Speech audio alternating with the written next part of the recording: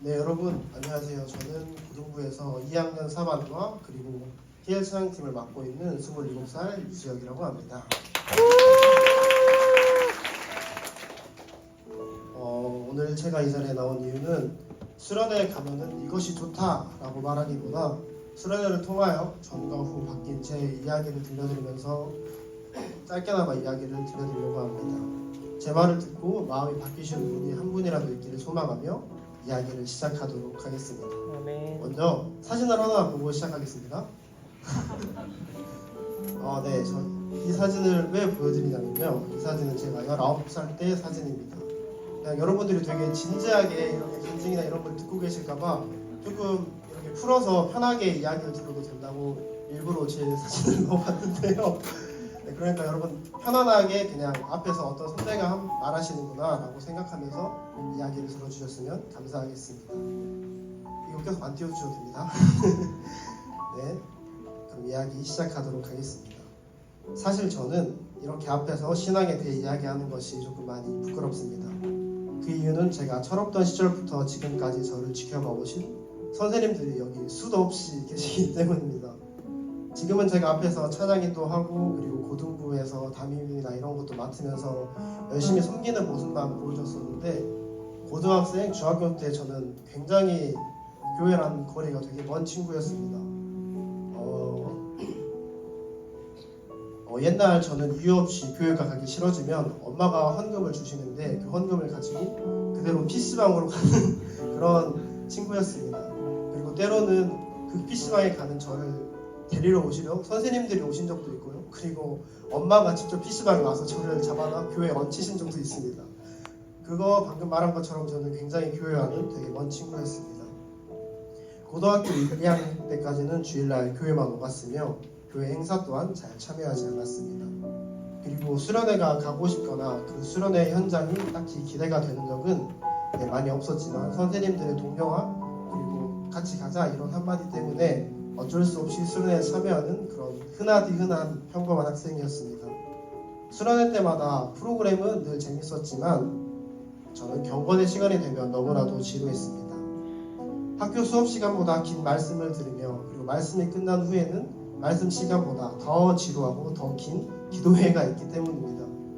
그때는 많이 궁금했습니다. 과연 저 사람들이 두 손 모아서 하늘에 외치며 부르는 하나님이라는 사람은 어떤 사람일까? 라는 궁금증을 가지며 고등학교 1, 2학년 수련회를 마친 것 같습니다. 이렇듯 저는 수련회에 매년 참가하긴 하였지만 딱히 흥미를 못 느꼈던 때에 저에게 작은 변화가 생겼습니다. 고등학교 3학년 때 저는 고등부 PPT로 아주 갑자기 섬기게 되었습니다. 찬양팀 회의 시간에 단순히 앉아있다는 이유 하나만으로 너 앉아있네? 너 PPT 해! 이러게 해서 갑작스럽게 저는 찬양팀이 되었습니다. 그렇게 매주 잘 알지도 못하는 찬양을 만들며 그리고 찬양에 대해 조금씩 들어보고 알아갔습니다. 찬양팀을 하며 자연스럽게 교회에 있는 시간이 길어지고 그리고 설교 시간 말씀을 들을 때 자연스럽게 맨 앞자리에 앉아 설교 말씀을 열심히 듣는 그런 친구가 되었습니다. 그리고 평소에는 자연스럽게 하던 욕도 끊고 가요보다는 찬양을 들으며 등교하였습니다. 그리고 어느 순간 찬양을 듣기 위해 핸드폰 안에 있는 가요를 삭제하는 저를 발견하게 되었습니다. 찬양이 가진 의미는 정확히 알지 못했으나 찬양이 주는 따뜻함이 좋아서 가요보다는 찬양을 좋아했던 것 같습니다. 고3 여름 때 저는 수련회를 준비하며 처음으로 찬양이란 어떤 것인지 기도는 하나님께 어떻게 드려야 되는 것인지 배우며 수련회를 참가하게 되었습니다. 그리고 처음으로 수련회가 기다려지면서 기대되는 수련회 순간이었습니다. 저는 이때까지만 하더라도 하나님이 좋기보다는 그냥 사람들과 어울려 노는 것이 더 좋아서 찬양팀을 했던 것 같습니다. 수련회는 어느 때와 마찬가지로 프로그램은 재미가 있었습니다. 한 가지 변화가 있다면 경건의 시간이 이제는 조금은 지루하지 않고 그리고 흥미가 가는 그런 시간이 되었습니다. 수련의 말씀은 나에게 하시는 말씀 같았으며 찬양의 가사는 저의 마음에 많이 와닿았습니다. 하지만 그래도 기도하는 것은 너무나도 어려웠습니다. 보이는 대상이 없이 누군가에게 눈 감고 기도한다는 것은 그 당시 저로서는 이해가 안 가고 굉장히 어려운 행위였습니다. 그래서 그때 목사님은 함께 기도하자며 저를 안아주시며 함께 기도하였습니다. 그리고 목사님께서 저에게 사랑한다고 말씀하여 주셨습니다. 그때 기도할 때 저는 하나님을 경험하였고 하나님께서 제 이름을 부르시며 수여가 사랑한다 라고 말씀해 주시는 것 같았습니다. 아멘. 사랑한다 그 한마디가 저에게는 너무나 위로가 되었으며 말로는 표현할 수 없는 그런 순간이었습니다.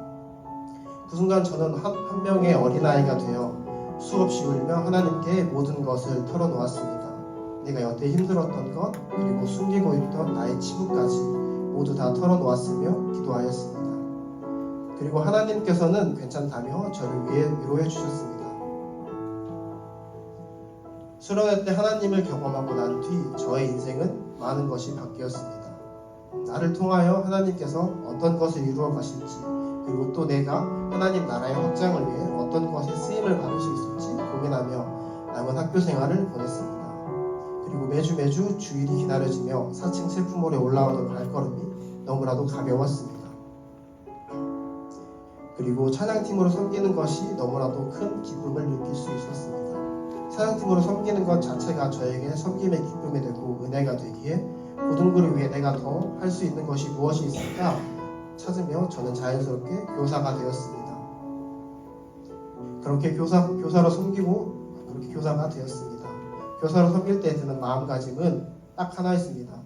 제가 느낀 하나님 아버지를 고등부 친구들이, 고등부 학생들이 함께 느낄 수 있으면 좋겠다라는 이 마음 한 가지가 너무나도 맞기에 제가 교사로 섬길 수 있었던 것 같습니다. 제가 경험한 하나님은 사랑과 위로의 하나님이십니다. 신기하게도 3학년 4반 담임 선생님과 희엘 찬양팀 교사로 섬기며 하나님의 마음을 조금은 알아갔습니다.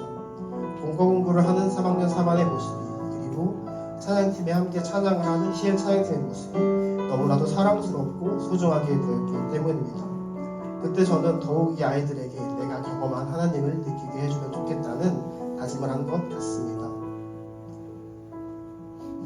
내가 힘들고 지칠 때 나에게 사랑한다고 말해주시는 분이 하나님이시며 내가 넘어질 때 괜찮다고 낙심하지 말라고 하시는 분이 사랑의 하나님이십니다. 그리고 그분이 위로의 하나님이십니다.